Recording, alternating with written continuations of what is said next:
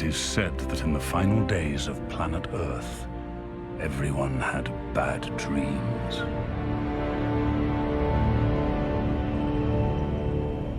To the west of the north of that world, the human race did gather in the celebration of a pagan rite to banish the cold and the dark.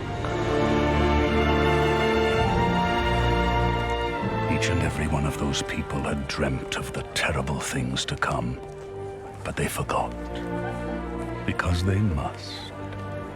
They forgot their nightmares of fire and war and insanity. They forgot. Except for one.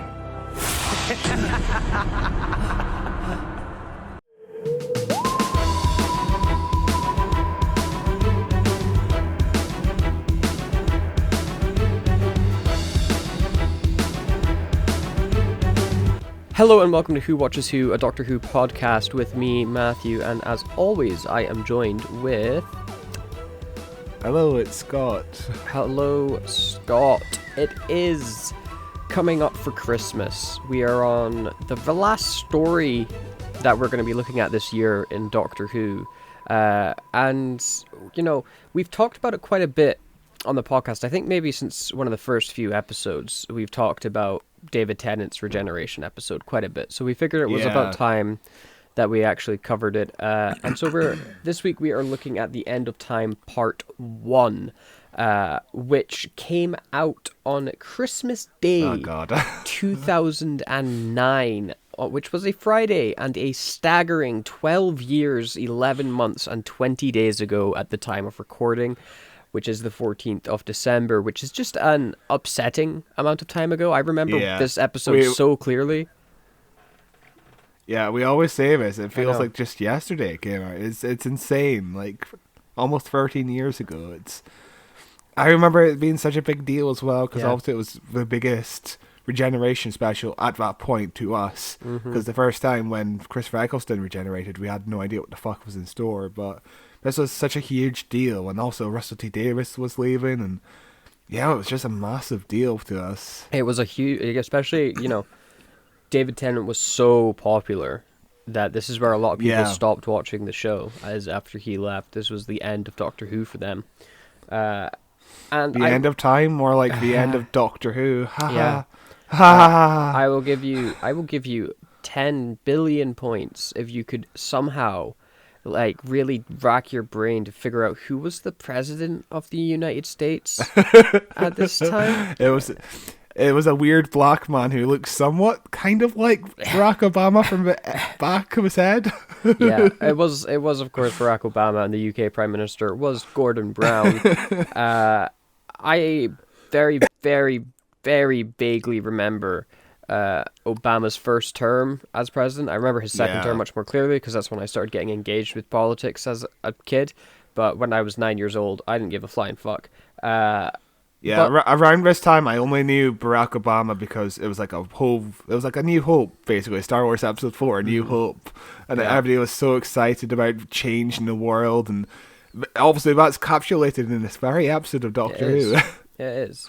It's a weird one. It's weird to have such a real life political figure play such an important, a major part into the plot. It's a strange choice. It's so it feels so outdated as well now. Yeah, it was you could have just had a fictional president. Actually, you didn't need the whole president subplot in the first place. It was really out of place in this entire episode, but we'll get into that.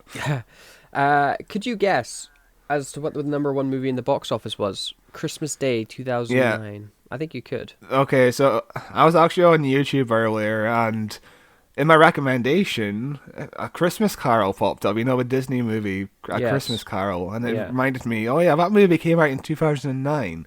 Yeah. So that's the only movie I can think of that came out around this time. Am I correct? You were making a mistake. There was a much bigger movie that came out in 2009 at Christmas time. 2009. And it's been a long time.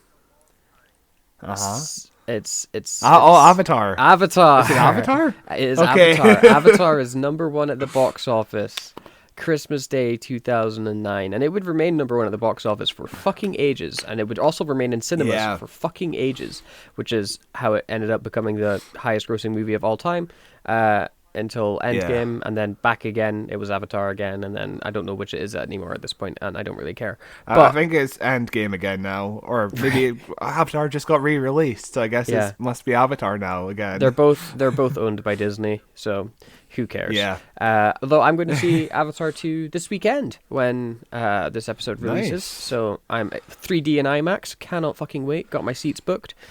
You know, Avatar came out around the time when David Tennant just had a Regeneration episode, and now Avatar 2 comes out around the time when David Tennant's in a Regeneration episode.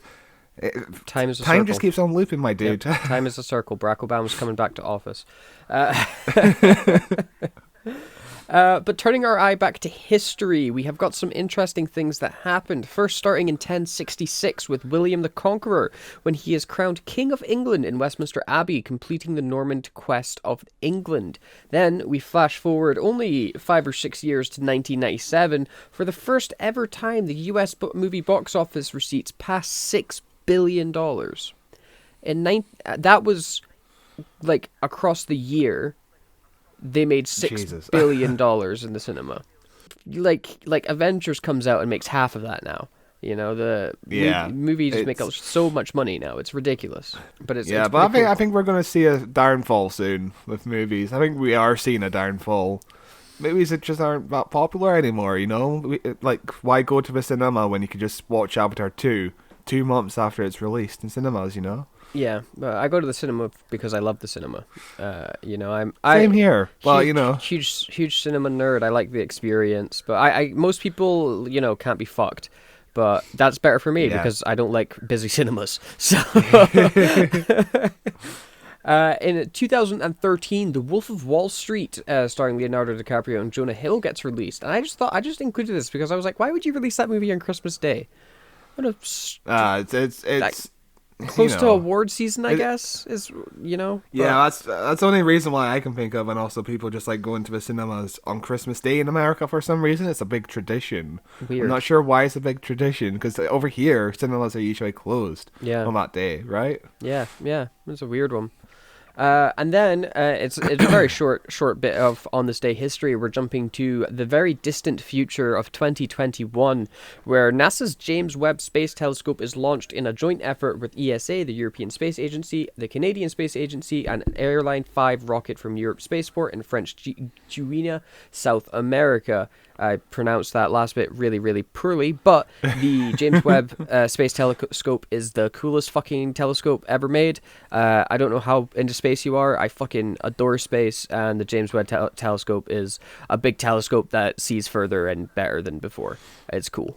It's like the telescope from Futurama, the smellscope. It is exactly that. Yeah, that's what it is. You smell space, and then you find out how the universe was made. Sorted, you know. But that's all I've got for the On This Day history. It's Christmas Day. What is there to know? You know. So why don't you take us into a bit of the writing off segment of this episode, Scott? Yeah, absolutely. So our story begins on the 11th of April 2007, and this was when Russell T Davies officially turns down a 5th series, and he says it was just out of pure exhaustion and nothing to do with money. After the 4th series, he'd be done, and the show would take a breather to allow a new production team to get settled in and find their feet. And as a compromise, 2009 would be the year of specials. Do you remember when you first heard that Russell T Davies was stepping down? I don't really remember when I heard he was stepping down. Well, God, when would it have been? Oh, I don't know. Again, I don't know. The 11th of April read 2007. But I was like 9 years old, so I was like, who the fuck's Russell T Davies? You know? So this was when I was deep into like finding Doctor Who news and all that. And I wasn't sure what Russell T Davies was or who he was, but the idea of the show taking a breather in 2009 was deeply upsetting to me, you know? Having to wait a full year between series 4 and 5 was just... I couldn't imagine that fucking wait, because obviously at that point every year we had Doctor Who episodes, and it was just deeply upsetting to lose Doctor Who for 1 year. Nowadays we lose Doctor Who all the time, basically. Like, we haven't had a full series of Doctor Who since 2020, Yeah. which is yeah. wild. Mental. But this decision to step down makes sense because Russell T Davies never had a break between 2003 and 2009. That's a insane workload. He was a script editor on every single episode, and he oversaw 2 spin-offs as well, which is, yeah, I could just imagine a total burnout. That sounds insane. Yeah, it's amazing that the quality of his shows stayed as well as they did with that workload, because it would be so easy for cracks to form and for his episode quality to slip if he's having to deal with that much. Really, it just shows how much of a talented writer he actually is, Yeah, there's some weak episodes here and there. I would say some weaker I think season 2 is like the weakest season of his show. But overall, it's a pretty consistent quality overall. 14 episodes a year, every year in that budget is near impossible nowadays. Like, that's why the next season of Doctor Who is only going to be 8 episodes, because that kind of budget is just not, a kind of a workload is just not imaginable. Like, you can't have like a healthy work life and a life. It's insane. The show would eventually need a break. Yeah. But, I think I would rather prefer Russell's new approach of shorter seasons but more frequently, so we're getting like 8 episodes this season, but then we're getting a season every year with no gaps. I think I much prefer that rather than like, here's a 13 episode season and now you're waiting 2 years. So the original idea was to have only 3 specials, one in Easter 2009, one at Christmas 2009, and the final one at Easter 2010, which would have been very strange. I think the original plan was to have Series 5 released in the autumn instead of the spring. But I'm glad we ended up getting 4 specials instead. On the 10th of December 2007, Stephen Moffat emails Russell T Davies, and he's just starting to put together his Series 5, and he asks Russell if he could get any information on the final 2 specials, because he doesn't want to wait till they air because he'll be deep in production, and he didn't want to do any of ideas that were too similar to what Russell was planning, which makes a lot of sense. You don't want to immediately be compared to the last guy as like a copycat or anything. Russell replies and says he'll happily meet for a chat, and Russell said that he wanted to listen to Moffat's ideas because he was willing to mould his final specials in a way that could create a smooth transitions between the 2 eras. So Russell was completely like...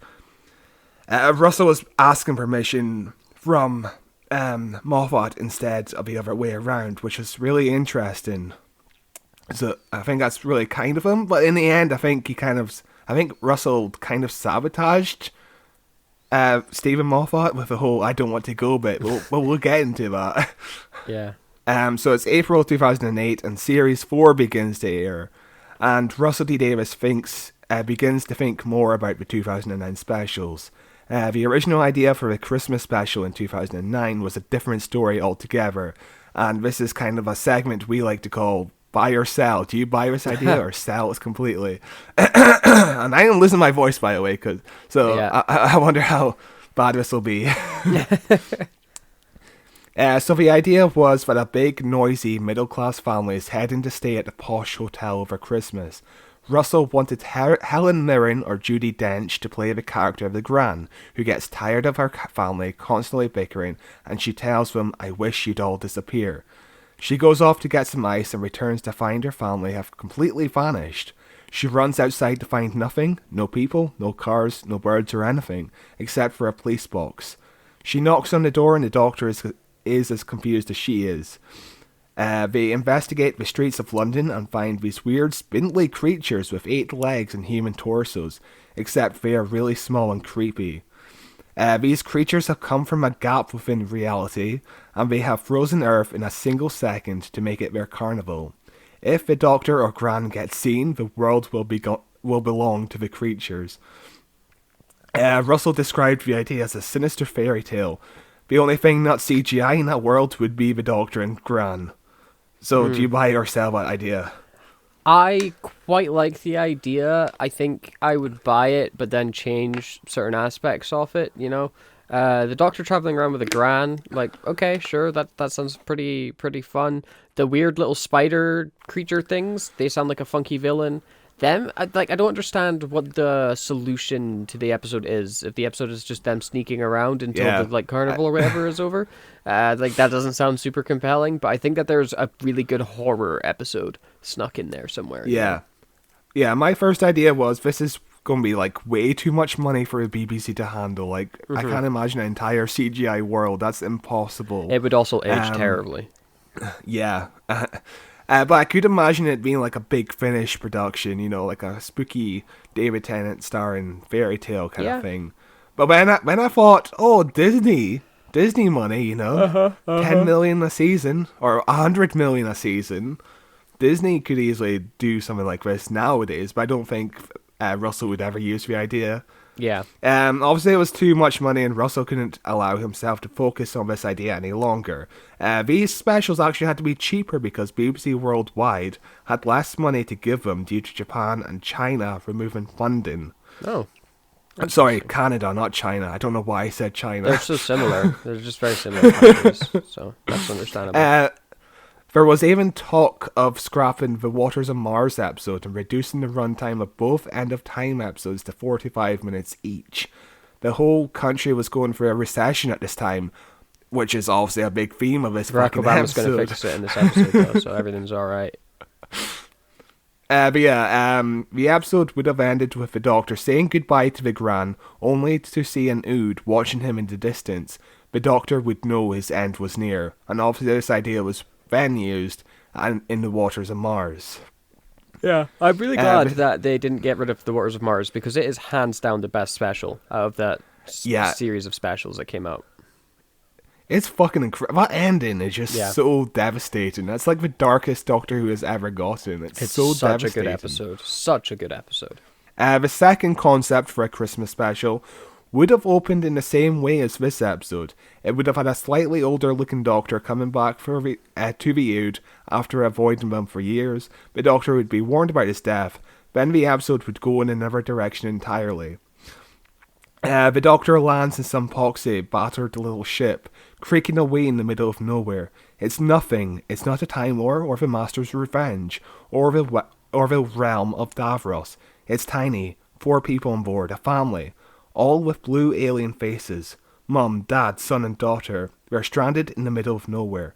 All they've got is a leaky engine. This stupid, simple, daft, bloody, leaky engine is going to eradicate the Doctor and kill him. The family isn't important for no one. The kids won't grow up to become leaders of the universe, and that's the point. They're as pointless as anyone. But it's a great way of bridging out the Doctor's growing resentment. You're nothing, you're no one, I give my life for you. He's bordering on, do you know who I am? This is the words of Russell T Davies, by the way. He should actually say that. It's the 21st century mark of her vanity. All this emerging arrogance, all his rage and fear, all his loneliness, to dispel that he's got to go in the engine room. I'm sure he'll have to replace someone in the engine room. Ordinary dad isn't in there, willing to give his life for his kids, but the Doctor has no one, so he's the one who steps in there instead, because he's got to. He says there could be some sort of twist. In inventing the engines, the energy becomes the sun, our sun, and so the Doctor's sacrifice creates a solar system. Nice bit of grace at the end. Russell also considered the Doctor creating Gallifrey at the end of the story. That's his idea for the second Christmas special. Yeah. What do you think of it? That one doesn't grip me as much. It feels just randomly disconnected, like the Doctor is not involved with any of this big stuff. It's just this random little side story with these things. I like the idea of a smaller story, but for, the big season finale where the Doctor's going to die, you kind of want it to be this big, sad ending, don't you? Yeah. And that's, obviously, a lot of this plot is dealt with in the End of Time Part 2, where he's just having to save a day to save an unimportant person, basically. Mm-hmm. You can see the basic idea of this episode actually taking shape, but it would be a very anticlimactic end to the 10th Doctor, as you said. It wouldn't have fit in like the 21st century kind of view. Yeah, but I could see it as like a big Finnish story. Like I think with Big Finish, you could either tell really smaller scale stories or big scale stories, and I think there's a healthy. There's no in between really with Big Finish. By the end of April, Jane Tranter, head of BBC commissioning, suggested the idea of making the Regeneration special a two-parter and potentially run for 2 weeks as a lead-in to Series 5. So you would have gotten 15 weeks of Doctor Who, 2 episodes with Tennant, and then 13 with Matt Smith immediately afterwards. Jesus. Which would have been a really baffling decision. That would have been a mental decision. Yeah. Like, I'm glad we didn't do that in the end, because, again, you'd just be comparing to what happened the week before, wouldn't you? Yeah, you would be. Like, David Tennant would be so clear in everybody's heads, like, Matt Smith would not be able to escape the, like, comparison. And, you know, like, he barely managed to escape the comparison anyway when his seasons did start. But imagine doing it right after David Tennant hype, you know? Yeah, they probably were worried that a 4-month gap would actually lose viewers. Like, I guess that's part of a decision, but I can't see it really working, to be honest. Stephen Moffat didn't like this idea at all and said it would be perfect to leave people waiting for a few months for an Easter resurrection. At one point, Russell even wanted both episodes to air on Christmas Day, like, you know, one at 6 p.m, the last one at 9 p.m, or something like that. Which, again, would have been mental to watch 2 Doctor Who's in one day. It would have been fantastic, though. Best Christmas ever. Yeah, but this is like what we do with EastEnders, and EastEnders is shit, so yeah, do it with Doctor Who, why not? Doctor Who's terrible as well. But it's a good kind of terrible compared to EastEnders, you know. Is it? Yeah. Russell thought it was airing both episodes in one day would have been perfect, because David Tennant started at Christmas and he could end at Christmas. That would be perfect. So Russell's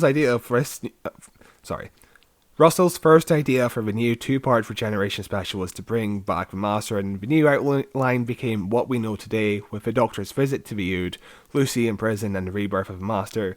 He also had the idea of the Doctor's montage visiting his old companions. He just needed to figure out what to do in the middle and how to expand it to be a 2-parter. So basically, the general idea is just taking shape at this point. In October 2008, Russell actually begins panicking. He was a month away from starting to write this thing, and he was worried the story was becoming too much fan service. He was feeling more comfortable about the unimportant family on a spaceship story, as he knew immediately how to map out those 60 minutes. And you can understand where he's kind of panicking here. You don't want to...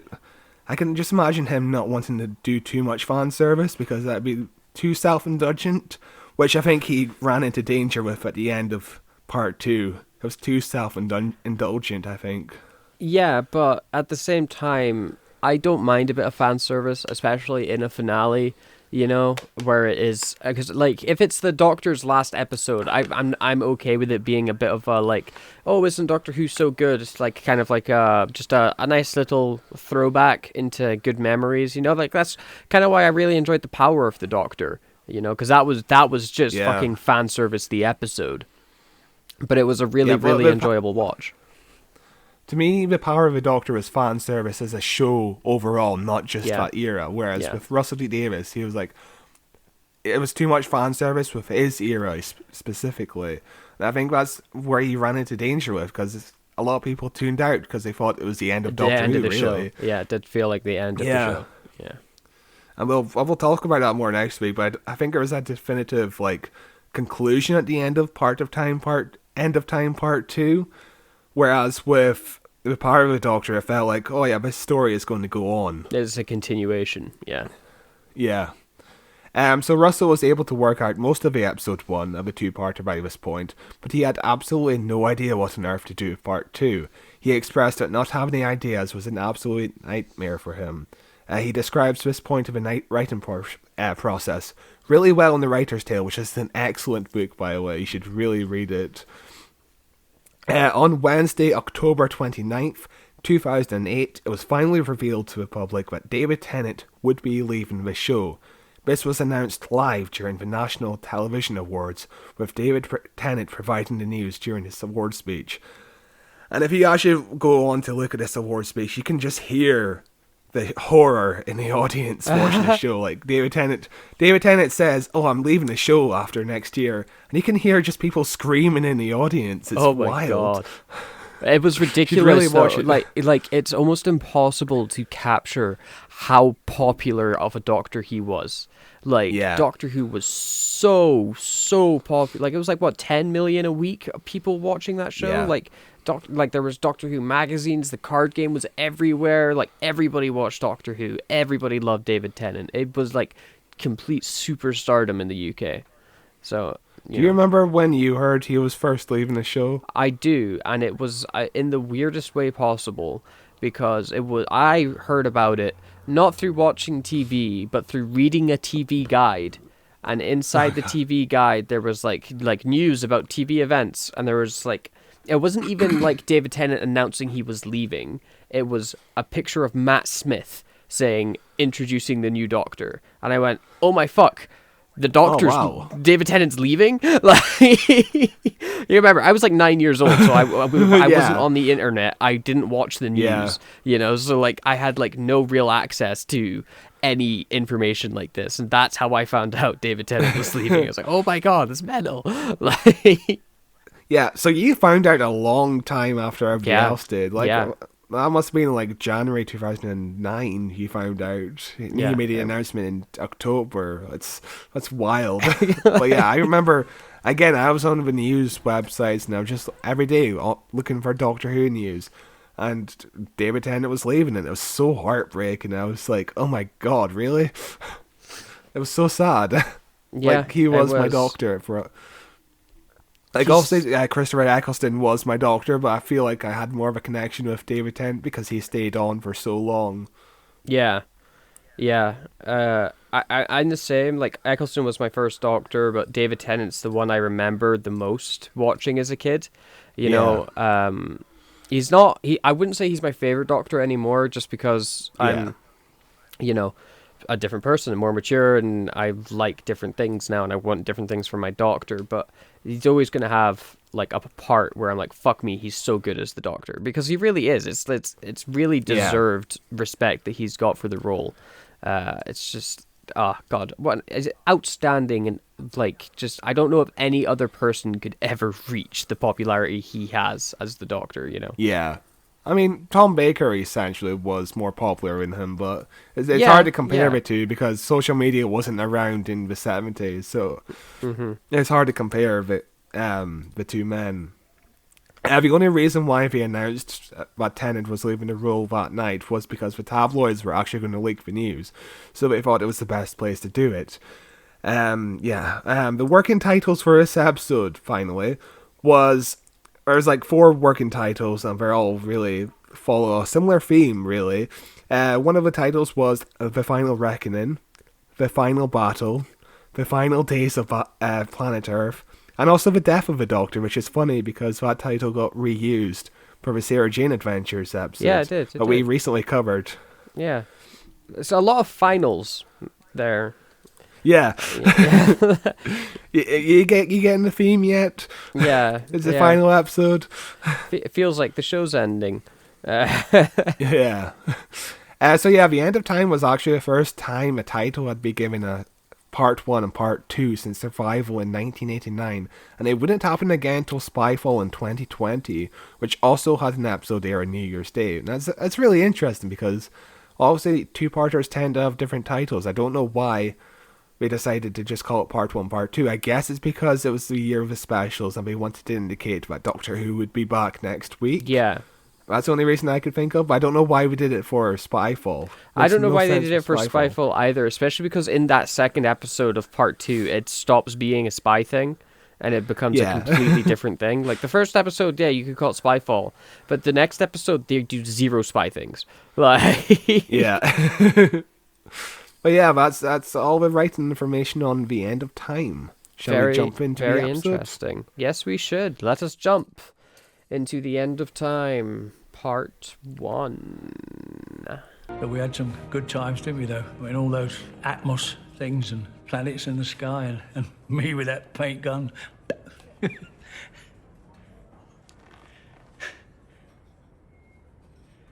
I keep seeing things, Doctor. This face at night. Who are you? I'm Wilfred Mott. No, but people have waited hundreds of years to find me, and then you manage it in a couple of hours. Well, I'm just lucky, I suppose. No, we keep on meeting Wilf, over and over again, like something's still connecting us. Well, what's so important about me? Exactly. Why you?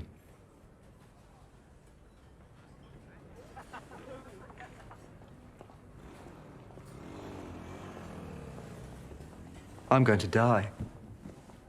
Well, so am I one day. Don't you dare. All right, I'll try not to. But I was told. He will knock 4 times. That was a prophecy. Knock 4 times and then... Yeah, but I thought, when I saw you before, you said that your people could change, like, your whole body. I can still die. If I'm killed before regeneration, then I'm dead.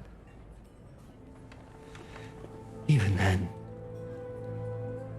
even if I change, it feels like dying.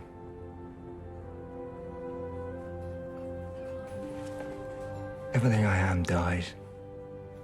Some new man goes sauntering away.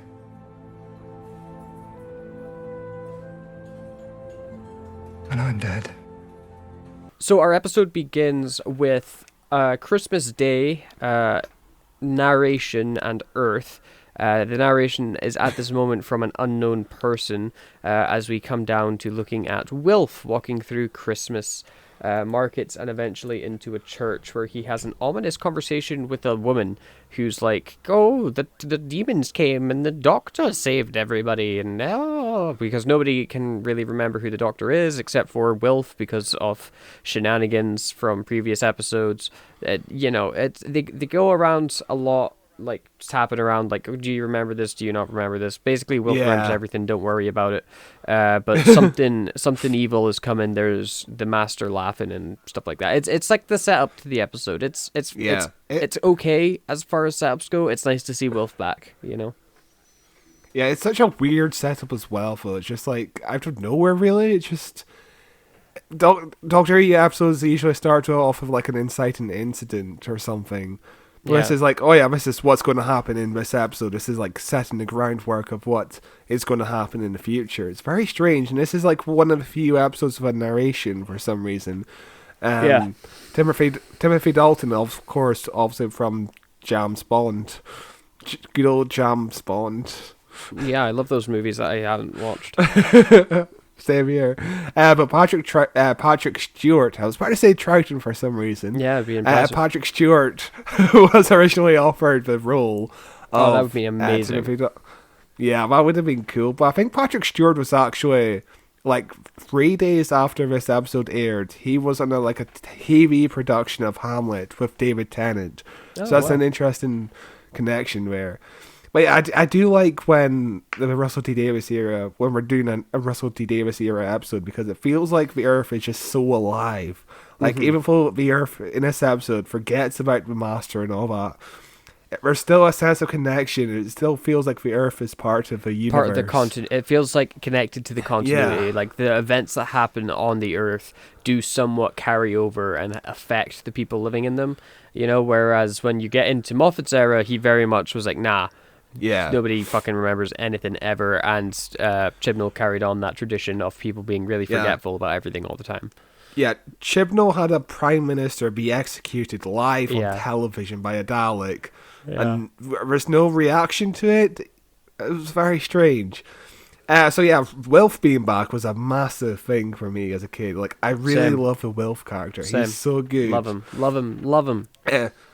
So the only reason Wilf ever came back was because Russell T Davies was watching Journey's End as it aired in July of 2008, and he was like, this Wilf character is really fucking good. It's a shame we can't see any more of him. Wait a minute, I write Doctor Who, I can bring him back. And like 2 days later, he brought him back because he just enjoyed seeing him again in Journey's End. That's fantastic. And of course, the whole reason to bring him back was to have him in the TARDIS for the first ever time. Of course, it wouldn't be Bernard Criven's first time in the TARDIS. That would be in 1965 in the Daleks' Invasion of Earth, 2150 AD. Yes. But this is Wilf's first time in the TARDIS, and it's a funny reaction later on. But the church that Wilf actually goes into is the church for the runaway bride, where Donna was going to get married. Oh, right. Which is interesting. That is interesting. Nice little bit of trivia. And you know, the scene where Wilf is talking to the woman who may or may not be the Doctor's mum. It's obviously the Doctor's mum. That's what Russell T Davies wanted. But the whole thing was he wanted us to theorize who it could be, but he told everyone on set it's the Doctor's mum. Interesting. So there's no question about it. But so it's the same lady that then goes off to travel between the universes with the Ood. Yeah, same lady. I mean, later canon doesn't count. Same it must be the same lady. You know, I assume they just regenerate. You know, interesting. But you know, here the whole point was that Russell D Davies wanted one Time Lord to be on the side of the Doctor, and obviously she's given warnings. That's not in character for the Doctor's mum, as we've seen in Flux. Like in Flux, the Doctor's mum really hates the Doctor. Yeah, so it's a total tonal shift there. Yeah. So originally the scene would have just had Wilf be talking to some people at the church, realising that they're all suffering the same dream. But Russell didn't think this was big enough, and to give it scale, he just added this mysterious woman on the spot without much thought. And I nothing ever comes from the woman. I don't think she adds much to the plot apart from it feels kind of out of place, honestly. Yeah, it's very tacked on to the plot. The only relevance she has to the plot is that she convinces Wilf to take a gun with him. That's the only plot significance she really has. Yeah, but what you gonna do? The episode continues after the intro credits as we get the Doctor coming out into the snow to meet an Ood in whatever the Ood city is called. He's wearing a hat, a cowboy hat of some kind, and a floral necklace and sunglasses like he's been on holiday.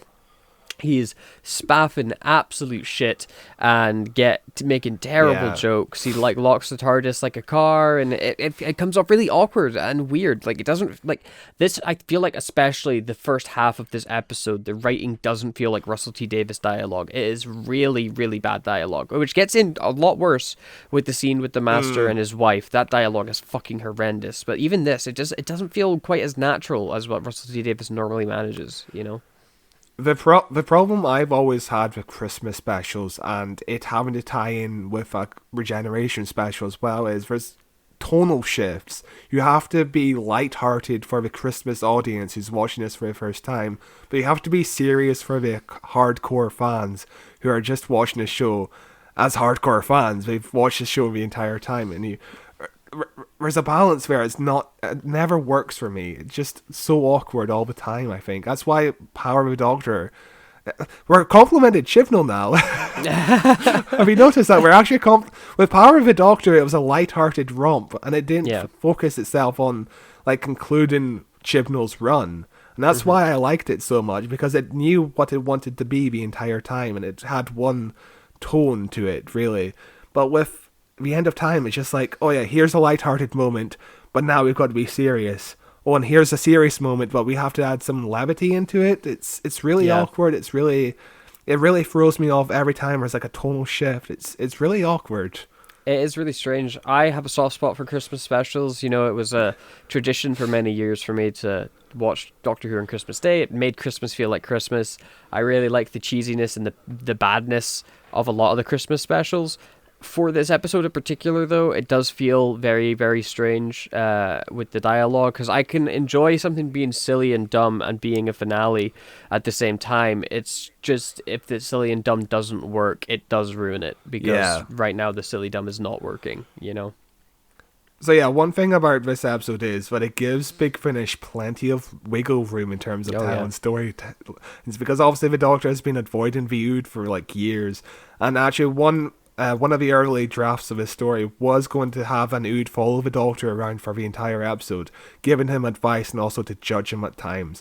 But he decided against it because Wilf would be the better choice as like a conscience kind of character, and I think that's a wiser decision, because with Wilf you have a connection. It's like the only person the Doctor could ever connect to, and it's also Wilf is just a terrific character. I can't imagine how many times we're going to say that.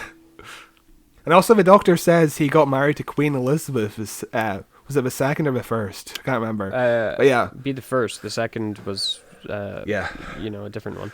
But I have a cold and my mind is just blank at the moment. But yeah, the Doctor says he got married to Queen Elizabeth, and this was obviously a running gag during the Russell T Davies era. But finally got a payoff in the Moffat era. Yeah. In the Shakespeare Code, Queen Elizabeth shows up and makes a cameo where she hates the Doctor for unknown reasons. In this episode, we find out the marriage was a mistake, and in Day of the Doctor, we actually watch the marriage unfold and the whole proposal thing. It's really funny how that character arc or the story arc kind of happened out of order. That's really interesting. It's a fun little story that, like, even if you weren't paying attention, like, it makes no difference. But if it's something you catch, then you can be like, oh, look, that's a fun little arc there. That's fun. Yeah, it's just a cute little thing. But the Doctor gets taken in with the Ood into some underground cavern where there's an Ood leader with a big brain head. It looks really weird. And basically, this is just a scene where they're delivering a lot of exposition. Yeah, and the leader of the Ood is actually voiced by Brian Cox, who's not the Professor Science man. Brian Cox, the actor, who's been in, like, X-Men. Yeah. And he was in the first Planet of the Apes movie that recently came out in 2011. Yeah, he's in a lot of stuff. He was also Sidney Newman in the Doctor Who biopic, which, yeah, he's a creator of Doctor Who, so to be thankful to him that he made an appearance. But in this scene, we basically get a recap of when the last time we saw the Master was, which was when he turned the Doctor into a little wrinkly man. And it's in the season 3 finale, isn't it? That's from? Yeah. And it's a very silly episode. But it ends with the Master being killed and the Doctor burning the corpse, but a ring falls off, and in that ring, I guess, is the Master's essence, and this is just the way of catching everybody up in case you missed that episode, and explaining how the Master is going to be coming back in this episode. Both of them are dumb reasons. Yeah. I think this is, like, the heaviest use of flashbacks in Doctor Who. Like, it's a good minute of just flashbacks of watching Series 3 footage. It's really interesting, and also the music as well. Just all Series 3 footage. It's really weird. But yeah, this whole thing reminds me of Palpatine returning for no reason at the end of episode 9 of Star Wars. It's just like, yeah, somehow he's returned. We're not going to explain it. It's just magic, okay? Yeah, but you mean magic? He had a whole planet you've never heard of full of giant clones of himself that was definitely set up before, and he just transferred his essence secretly into the clones. Okay, when you said he had a full planet full of clones, I thought you were talking about the Master in this episode of Doctor Who, which he also has a full planet. He does have a full planet of himself. Yeah. It's dumb. It's dumb.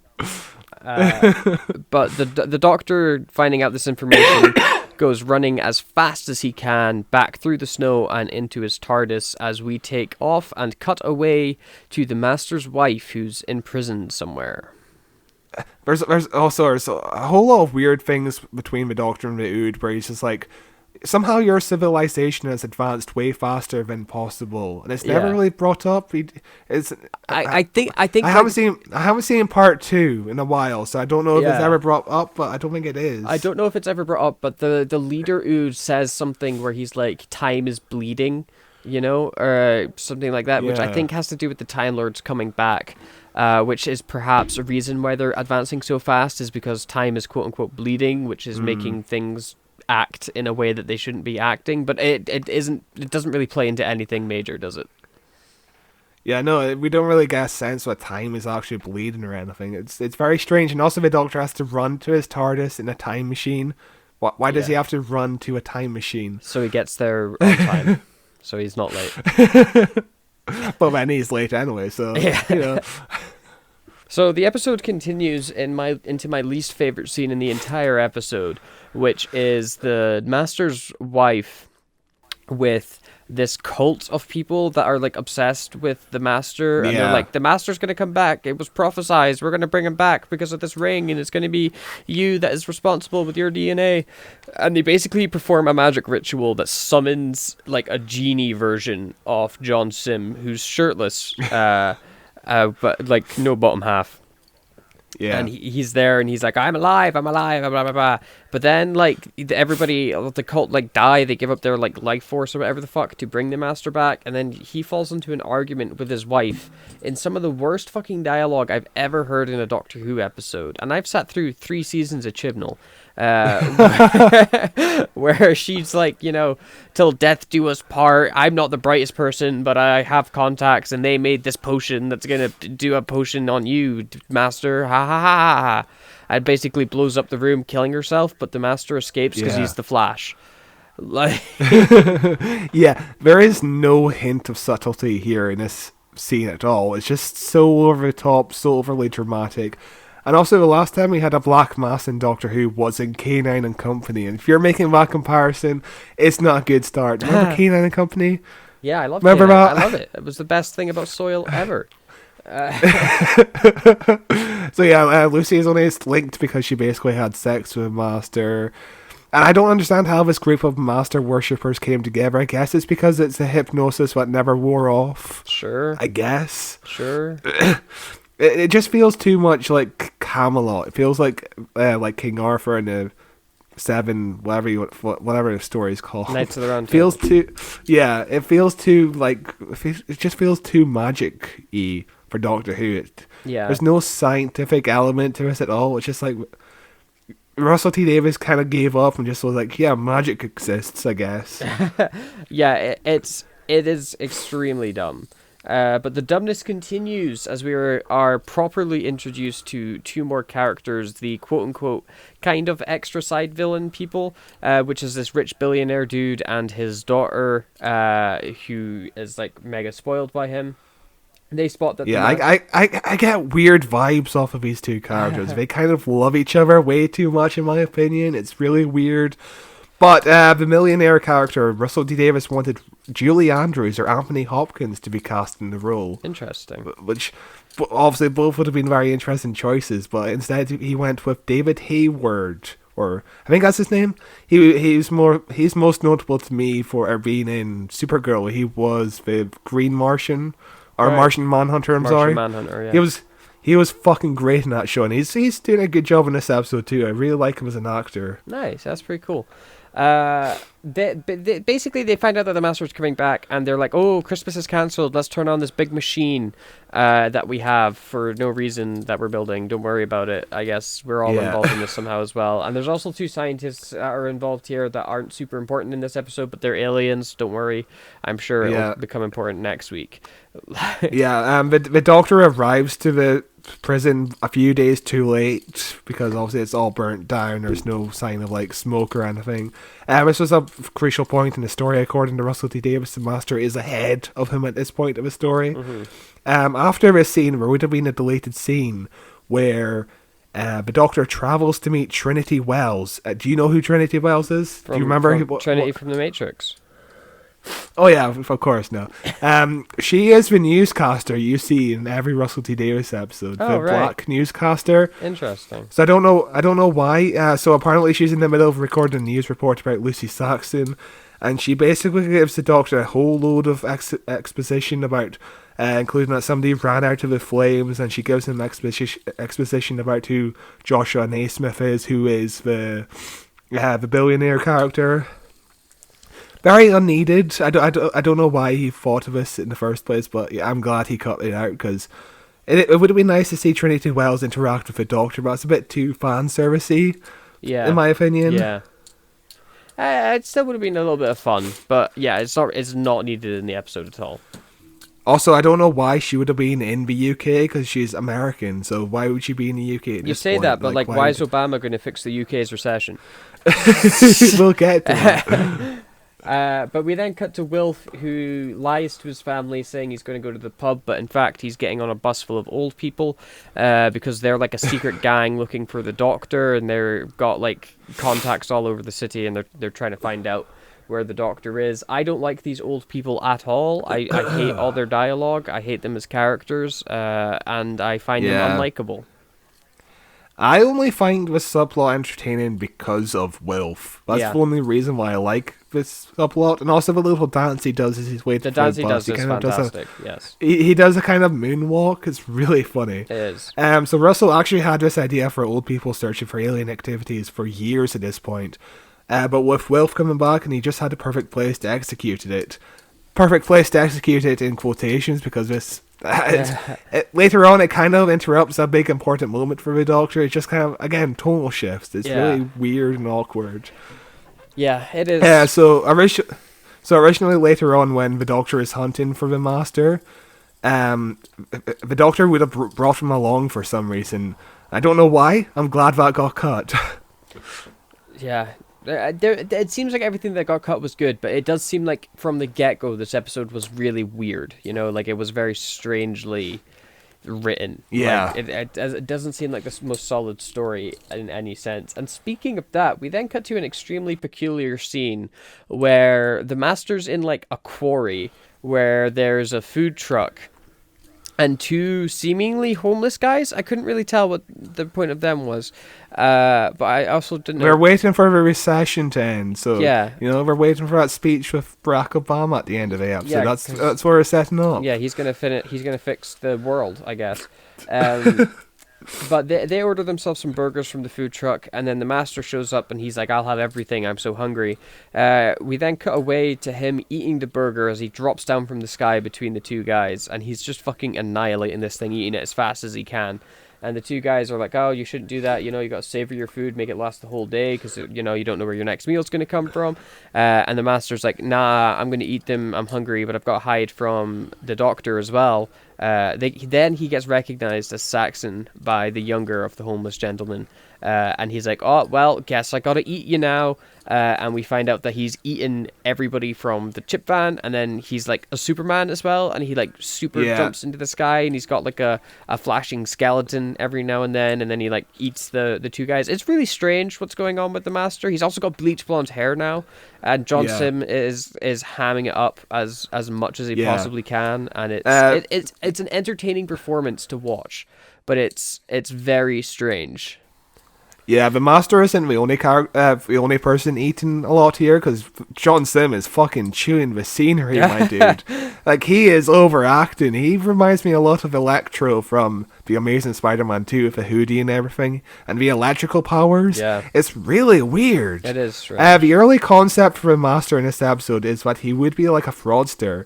Russell got inspired by an episode of The Real Hustle on BBC Three, which was about credit card fraudsters who go to restaurants, pretend to be a member of staff, wait until you finish your meal and ask for your credit card, and then they run off.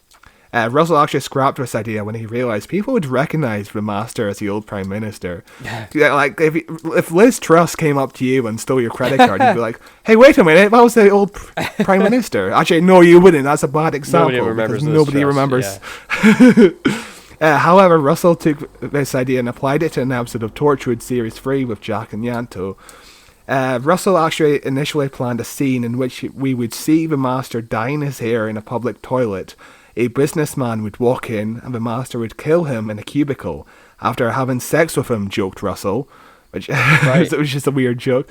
But yeah, the whole idea was that we would see the Master dyeing his hair blonde, which was actually John Sims' idea the entire time, apparently, which is a good idea because it would make sense that the Master would try to disguise himself a little bit. And he pulls off the look as well. It also allows you to distinguish these two different Masters, because these are essentially two different versions of John Sims' Master.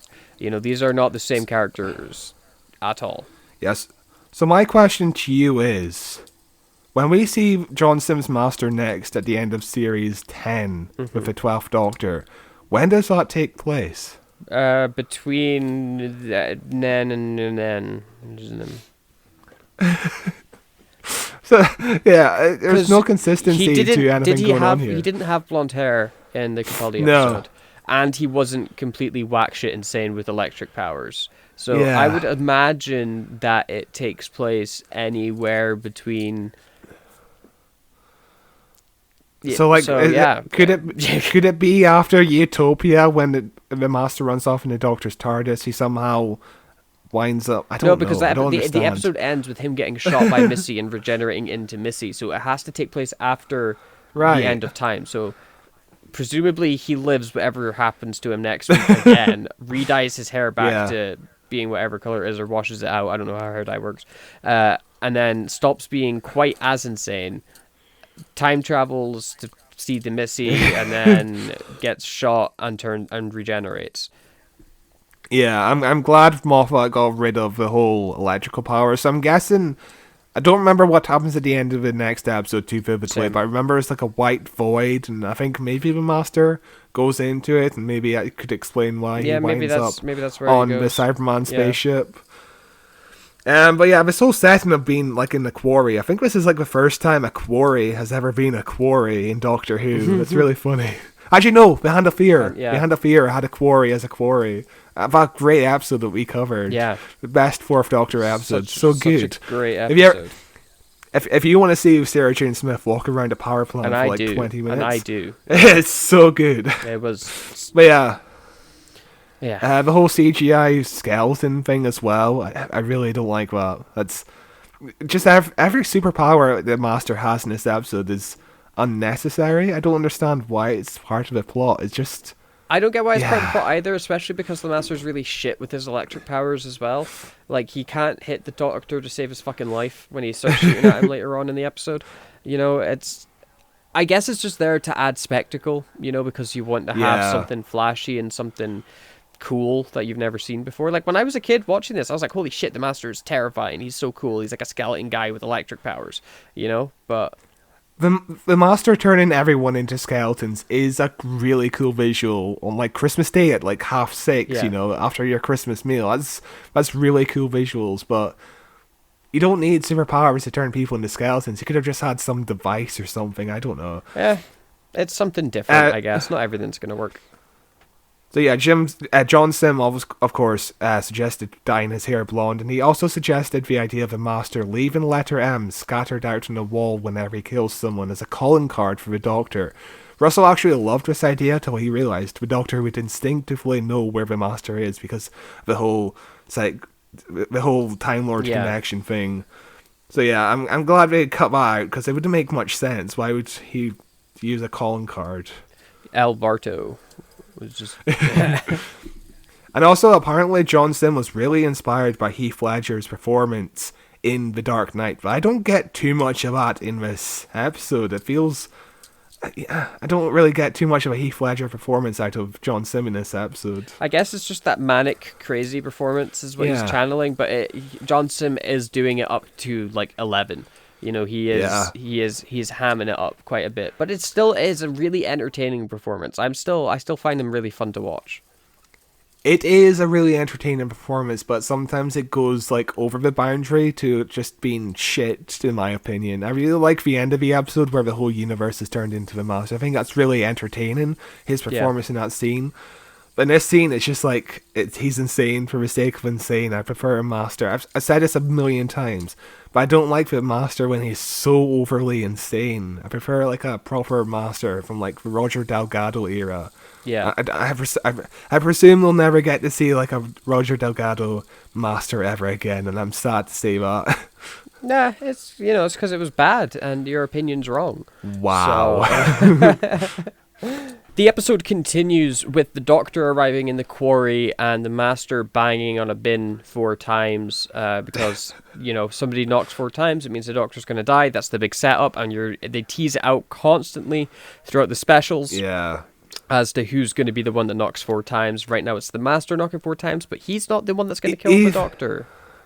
Yeah, even as a kid, I was like, okay, you're hammering this in way too much to make it obvious that it might be the Master, that's the misdirect, but you're doing it way too much, so it must not be the Master then. Like, even as a kid, I was like that. Yeah. Even in Planet of the Dead, when it's first teased by that psychic, I was like, it's definitely not the Master, It definitely can't be the Master. I didn't guess who it was going to be as a kid, because obviously I was a kid. I remember the Water on Mars, them teasing it there, and it being super effective, and I was like, oh my fuck. And then the big reveal next week, I remember hitting like a ton of bricks. when I was a kid watching it. I remember it just being Yeah. like absolutely devastating. But it's a fun Yeah. enough little setup. But they do like to really tease you a lot with it. And when we were first going to see the Master, he was actually going to be a bit where the Master would be eating the tramp's coat, just getting all the blood out of it, just sucking the blood. Amazing. Which would have been very disturbing on Christmas Day. Yeah, that would have been fantastic. I do like this little chase between the Doctor and the Master. It's just like a cat and mouse chase. But then it gets interrupted by the most awkward, Christmassy comic relief ever. I really don't like this bit. Yeah, it gets interrupted by Wilf and the old people that have tracked down the Doctor almost instantly, which completely distracts the Doctor from his chase. He gets felt up by one of the old women, and some bad humour ensues, and then the Doctor goes off to have a coffee with Wilf, just casually forgetting that the Master is currently on the run. Yeah. These pensioners they only have like 2 scenes in the entire episode, and they just cause the plot to drop dead for like a good 10 minutes here. It's just a total tonal shift. I don't understand why they had to come in. I don't understand why they had a scene with Minnie the Menace feeling David Tennant's ass. Like, it's something really for the grands, I guess, you know. But yeah, this coffee scene with the Doctor and Wilf is fucking incredible. It's very, very good. Yes. Russell describes the scene as 2 ancient wise men keeping themselves warm before Christmas, which is a perfect description. And yeah, just heartbreaking, especially now that we've lost Bernard Cribbins. Because there's a line where the Doctor starts breaking down. He's like, "I'm going to die," and Bernard Cribbins like, "So am I one day." Yeah. Which is, ouch. Yeah, it's tragic, but you know, he's so good in this episode, and I'm sure he's going to be great next year when we see him again. And what's really nice in this episode as well is you get some really good character stuff with David Tennant's Doctor, where he talks about traveling alone and the mistake it was, and his performance in it is fucking outstanding. Like, oh god, yeah, that little bit where he starts breaking down because he feels like Wilf is the only person he can trust. That's like, just heartbreaking. It's really good performance from David Tennant. I'm glad they got this little bit. Because the next episode, I feel like it's all action. Yeah. We don't get too much emotional moments. There's like one really good emotional moment next week with the Doctor and Wilf that I really like. But yeah, this is a great scene. And also, I don't like the whole prophecy of the Doctor dying. Like, this is, like, we've, obviously, these specials had the whole prophecy of the Doctor dying because of the 4 knocks. Series 6 had the Doctor dying being a big subplot. Series 7 had the Doctor dying being a big subplot again. And then, just recently, we had another big subplot with the Doctor dying.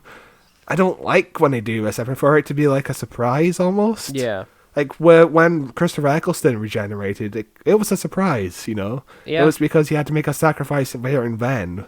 Whereas, when he built up to regeneration being a death, it's like, no, it's not going to be a death, though, is it? I think that where they run into, though, is because every other Doctor's in the show for so long, they want to have a big goodbye. They want their ending to, you know, be gigantic and cinematic and, you know, cataclysmic, you know.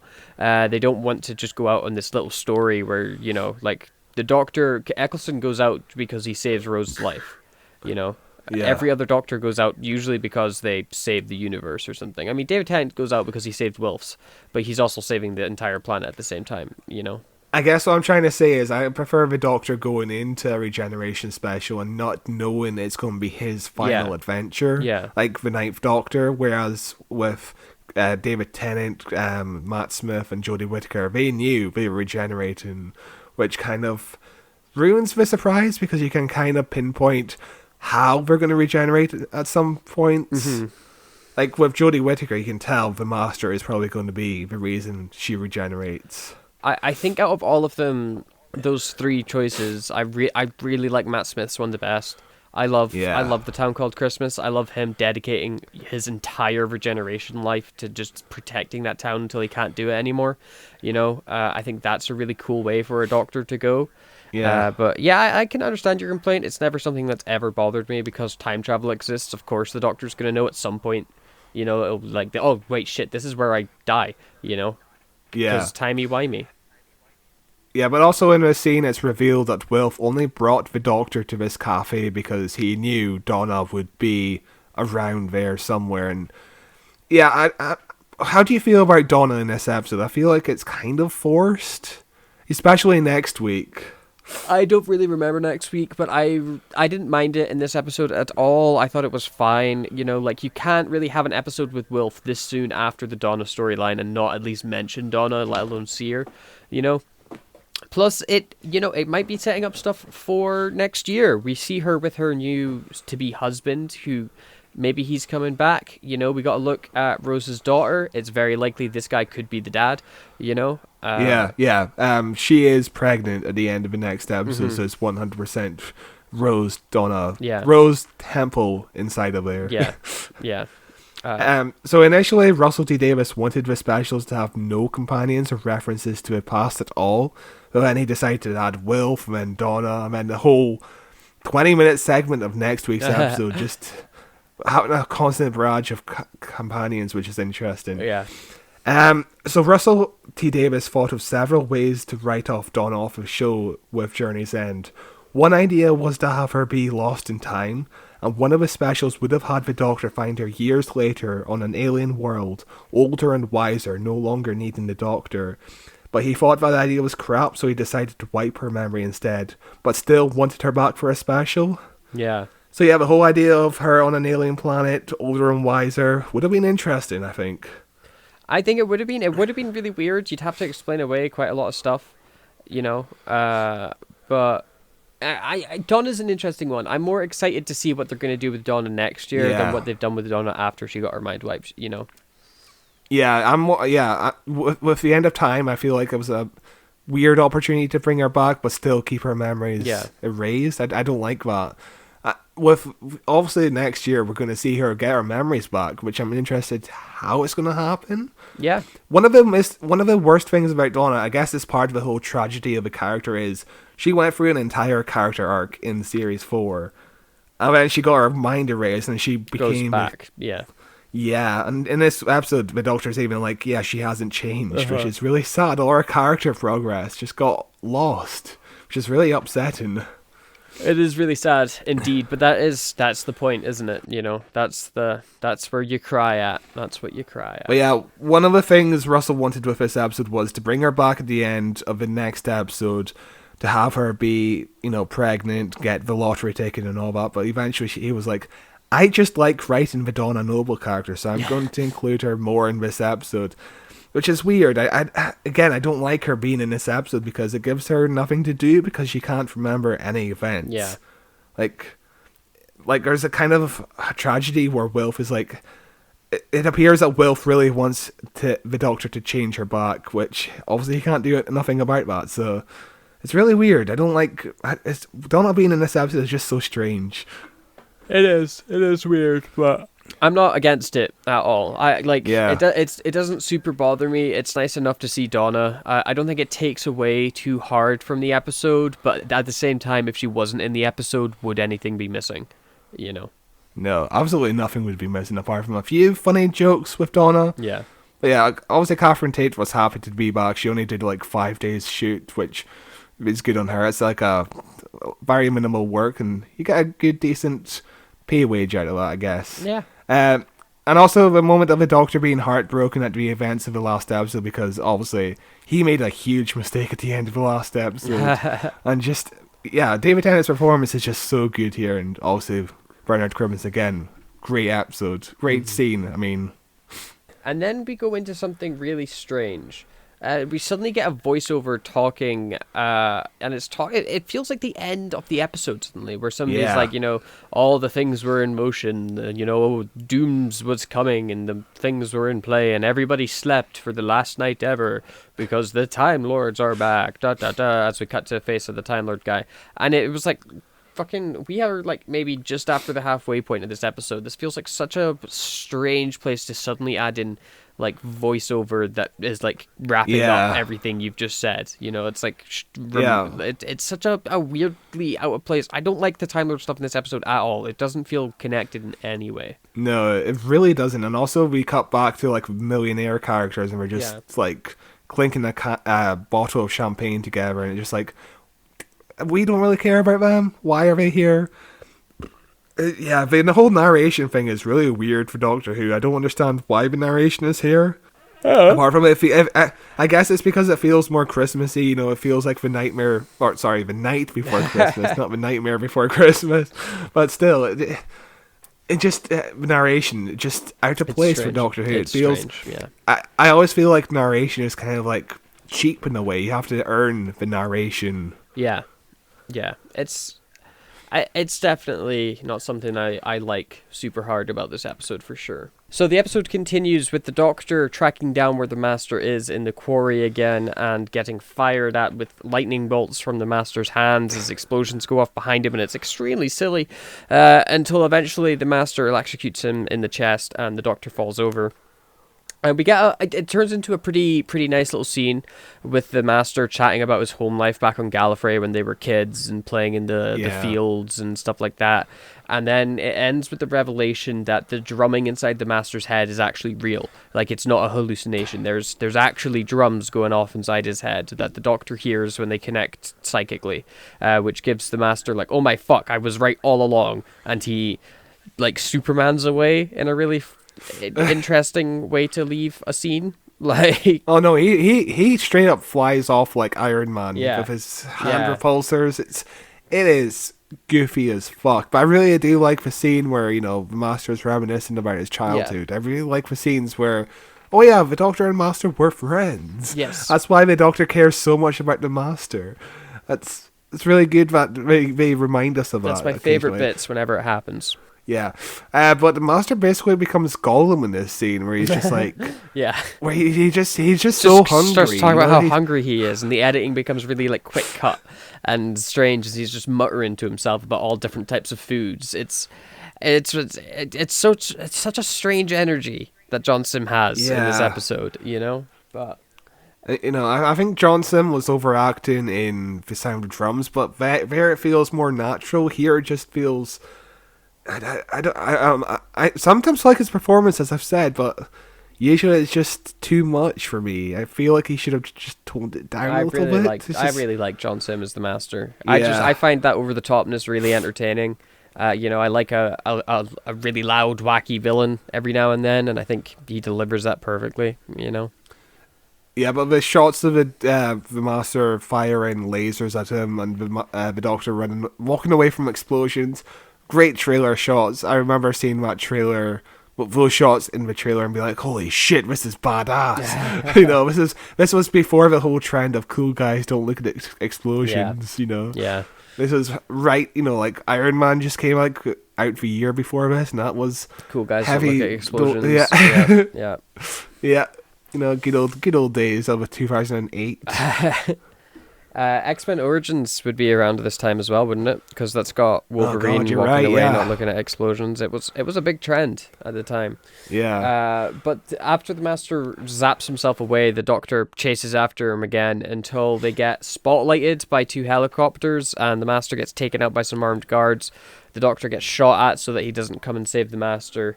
And he gets taken away off to the billionaire's house, basically, where the billionaire's like, "Oh, you've got my daughter to thank for this. Everything's going to be dandy. Ha ha ha.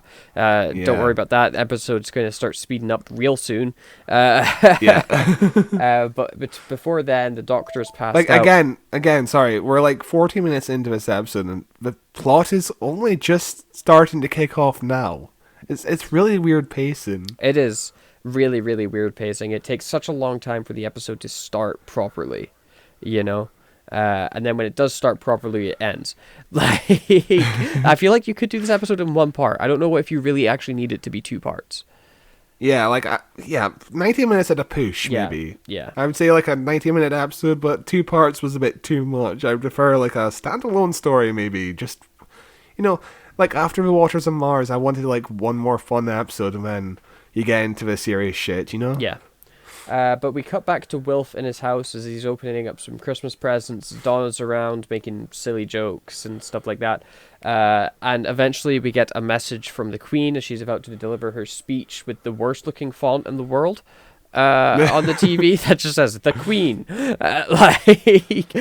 You know, the BBC famously couldn't get actual archive footage of the Queen's speech, even though they broadcast it every fucking year. Yeah. I guess this year it's going to be the King's speech, which is Yeah, going to it be will be. bizarre to see. Yeah. Yeah.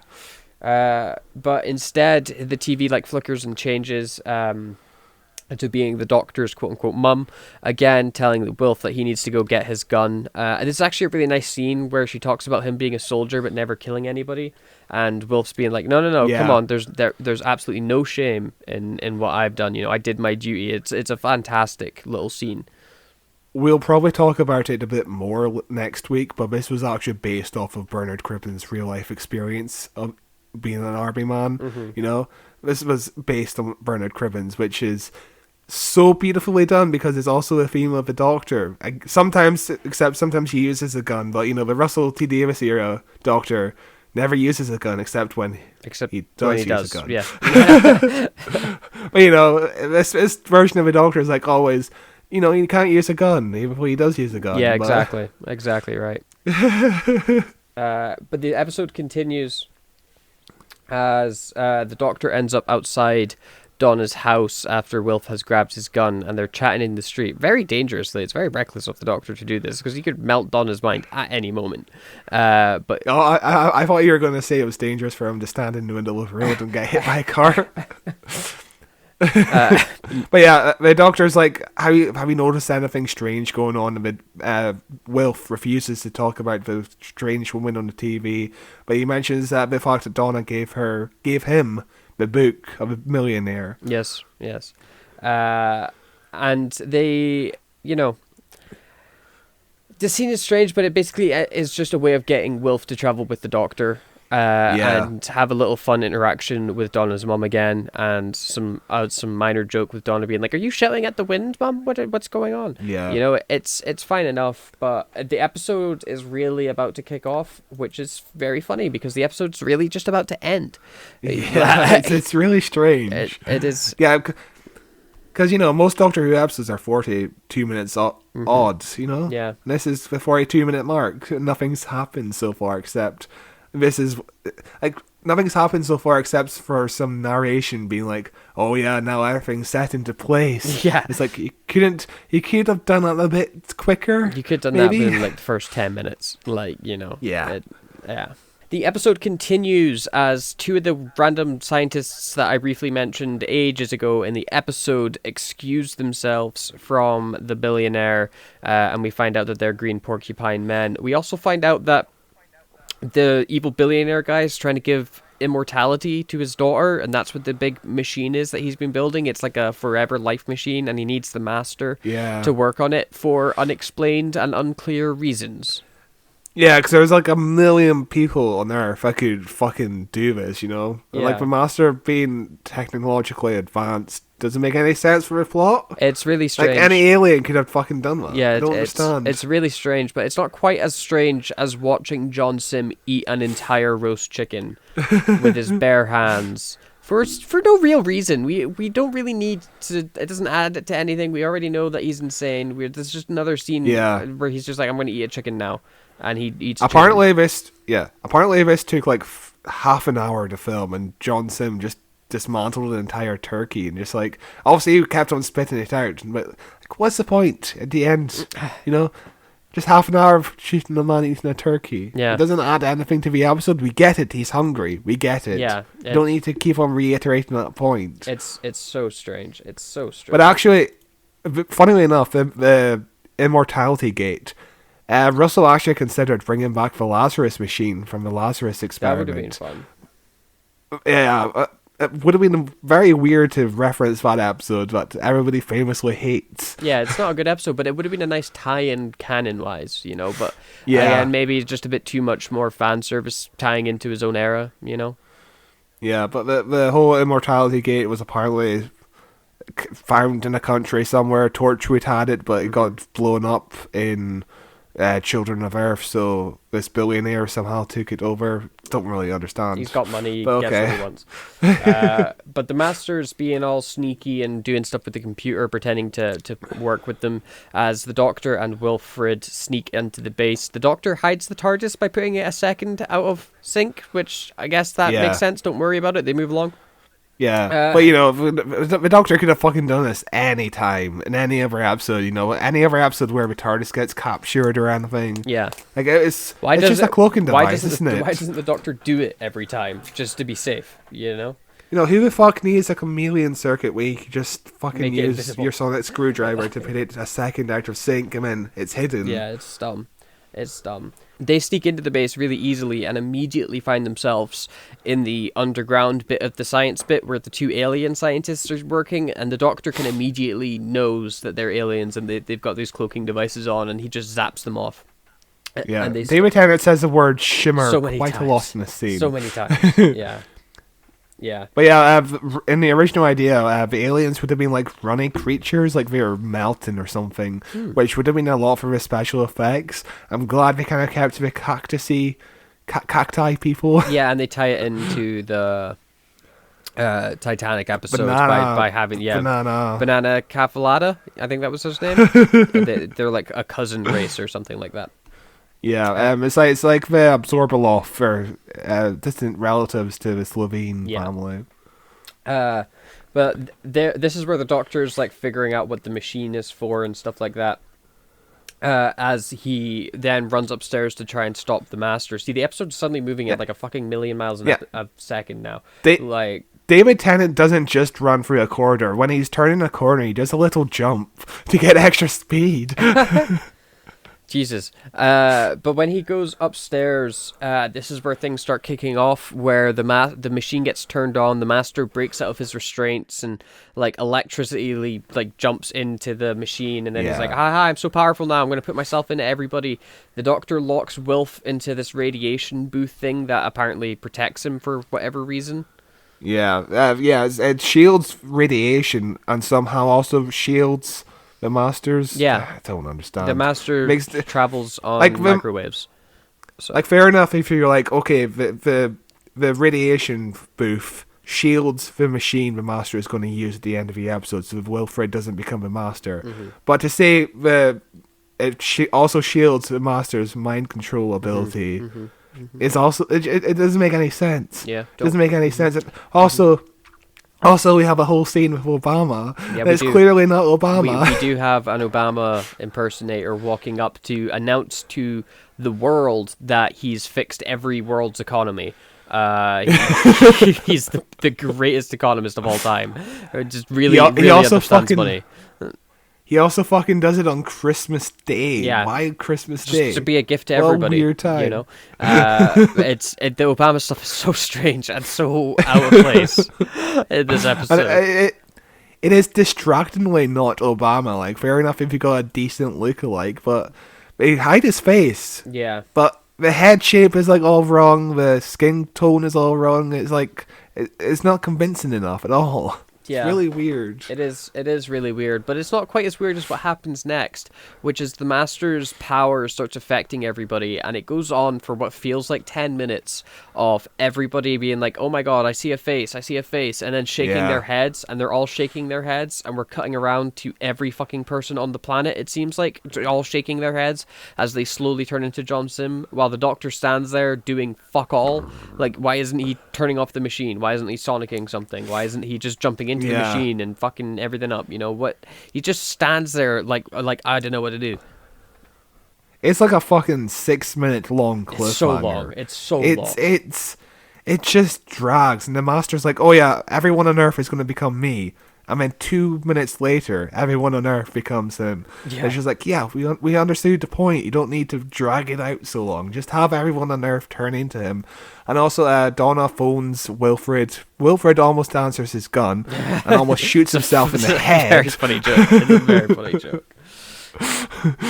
But yeah, basically, because of what the shielding the Doctor gave to her, I guess she doesn't have the ability to turn into a master. I guess I don't understand. No idea. Well, no idea. But yeah, she's protected for whatever reason. But when she sees the master, she starts to get her memories slowly coming back, which is like causing Wilfred to panic and causing the Doctor to panic even more. And it seems like the master has won and the episode is over. But it is not over, as voiceover comes back in and we pan away from the Earth and towards outer space as we go back to the narrator, who we discover to be some sort of leader on the planet Gallifrey. Whoa. Yes, it's Rassilon. Yes. The famous Rassilon. So the cliffhanger at one point would have been the Earth kind of blows up, which would have been predictable, you know. But Russell thought it would be too obvious of a cliffhanger. Viewers would know Earth would be recreated next week.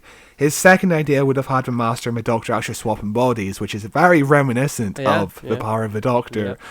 But again, he thought it would be too predictable that we'd swap bodies, because we'll swap back at the end of part 2. Plus, Russell didn't want to see an evil 10th Doctor run around in his very last episode. Like, David Tennant not playing the Doctor for the majority of his last episode would have felt really strange. Yeah. And somehow it felt so right for Jodie. Yeah, but with Jodie, with Jodie, she played like a hologram for most of her episode. Yeah. It was such a weird episode. But his third idea was obviously to have everyone turn into the Master. Mm-hmm. Sadly, at one point he realised that everyone turning into John Sim would cost a lot of fucking money. So at one point he considered two options. One would just be have people look like themselves but have in mind the Master, which wouldn't have been like a dramatic cliffhanger if everybody just stood around being like... that as well. Yeah. The second idea would have been that Russell would pay for the special effects himself. Jesus. But apparently Julie Gardner, the executive producer, told him that it was forbidden by the BBC for him to put money into his own production, which is a stupid rule. Yeah, but it'll be because the BBC is funded by public tax money, so it'll be some random rule that was written 100 years ago. Yeah, but Russell then found out that Planet of the Dead went under budget at around £30,000, so he didn't need to worry about changing the script or anything, which was good in the end, but I think it's still just a really silly cliffhanger. It just goes on for way too long. It does. It's really, really strange. And the Time Lords coming back is some cool as fuck imagery. It's one of the best looking Gallifrey has ever seen, with everybody in the big cloaks and the big head things and standing in what looks like the Senate from fucking Coruscant. Like, you know, it's superb, and it doesn't really go anywhere. That they never nail the Time Lords ever whenever they come back, and it frustrates me to no end because they're so fucking cool looking, you know? It's been a good decade since I've seen part 2, but all I remember from what the Time Lords do is just they stand in the white void and don't really do anything. Yeah. Like, I think they come into part 2 quite late as well. From what I remember, they just sort of stand around. Yeah, I don't remember, so we'll find out next week. But I'm not super hyped. This episode for me is not a fantastic part 1. I think part 2 is better from what I remember, but part 1 has got some really cheesy writing. It's really weirdly paced. It doesn't quite hit as hard as I remember it hitting as a kid. You know, I remember loving this episode and watching it back. It's like it's okay. It's definitely not a super strong season finale. Yeah, I'm finding myself being quite disappointed by this episode too. It's just poor writing. It's just inconsistently. The tone is all over the place. The writing is really weak. Just characters explaining what's going to happen. They're just prophesizing what is going to happen. There's too much sitting around prophesizing, and the plot really doesn't kick in until really late in the game. It feels like it could have just been like a 75-minute episode as a whole. Yeah. It's really disappointing going back to this. There's some great bits. I really like Bernard Cribbins as always. That scene in the cafe is fucking fantastic. Trying to think of other positives. I like every actor in this episode. I like the direction. The direction is really fucking great. Yeah. But yeah, just not great. It's an interesting episode. Yeah. I'm hoping part 2 picks up because I haven't seen it in a decade, so I don't remember too much of it. But we'll see what happens. We will next indeed. week. What did you think, though, about episode 1 of The End of Time? Let us know by sending us an email to whowatcheswhopod@gmail.com, and we will read it out at the end of the month in our monthly news podcast. Make sure to leave this episode 5 stars on whatever podcast app you choose. Leave it good reviews. Subscribe to us on YouTube at Who Watches Who. Follow us on Facebook at Who Watches Who. Find us on Twitter at WatchesDoctor. If you find me on Twitter, Cloth223, there's 1,000 links in the description that can take you to whatever you need. Our YouTube, our Twitter, our Facebook, RSS links, the Google Podcasts, whatever you use to consume your podcasts, we are on it. Make sure you use those links. And other than that, we will see you next week with The End of Time Part 2. Bye. Bye.